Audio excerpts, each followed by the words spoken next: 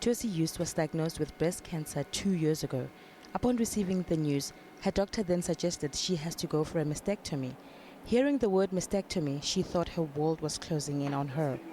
Well, I remember I was at work that day, and I'm a nurse, so I was sitting at the counter, and the doctor came and he stopped at the counter and said, I have your results. And before he actually told me the results, I could see on his face what the outcome of the result is. So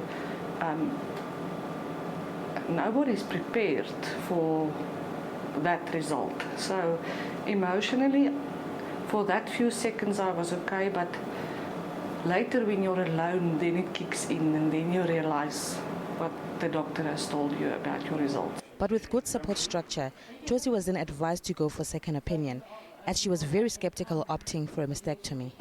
Well, because you get this news and you hear you have to get a mastectomy, at that stage you think it's the best thing.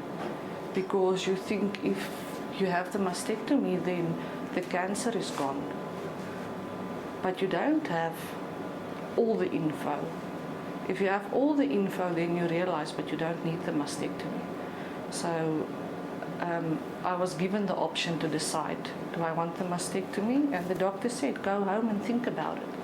So luckily that night, I've heard that there is other options.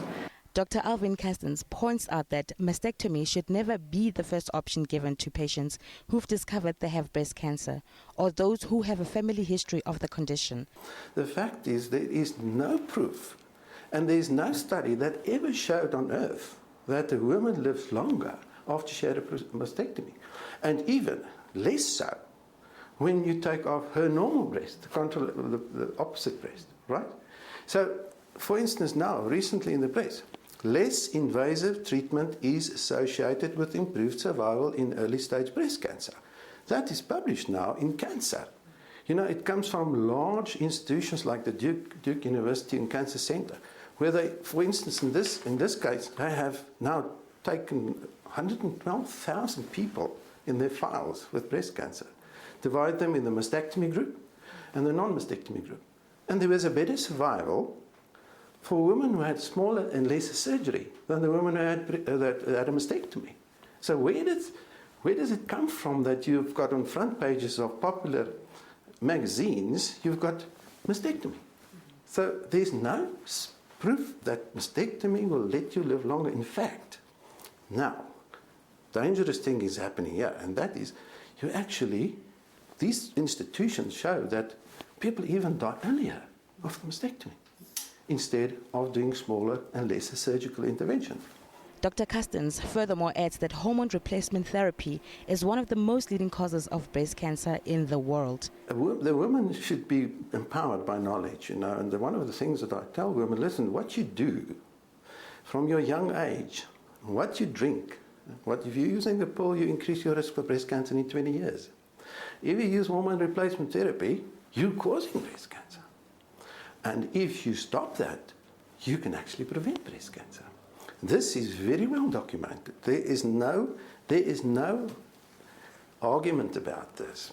According to recent health statistics for South Africa, 1 in every 29 women will be diagnosed with breast cancer. With these shocking stats, Josie advises women to take precautionary measures. I know the trend in the world is, I don't know, I think it's to start at 40 years to have your first mammogram. But I told myself, with all the changes in the world, all the wrong hormones we take in, all the things that's affecting our bodies, we cannot start at 40 years anymore. So I told myself, start at 35. And I said to myself, if nothing is wrong, I'll go at 40. So you can have the same attitude. The advice to women with a breast problem, say for instance she feels a lump, or she feels uneasy, or she gets a red mark, or the nipple pulls in, or she's got a discharge, she must rather go to a breast cancer or a breast care facility, clinic situation or a care center, where there are knowledgeable people that specialize, super specialize actually, in breast pathology and breast disease. Dr. Custance has recently published a book called Beauty and the Breast. It aims at informing women on taking care of themselves. Best of it all, it focuses on the importance of promoting healthy breasts. For more about the book, log on to www.breastcare.co.za. Lerato Manzi, SABC, Pretoria.